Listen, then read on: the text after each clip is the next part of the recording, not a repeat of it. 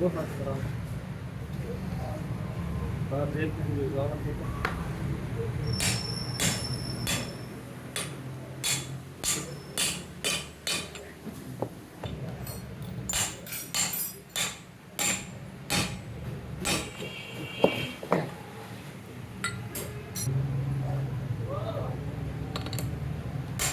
तो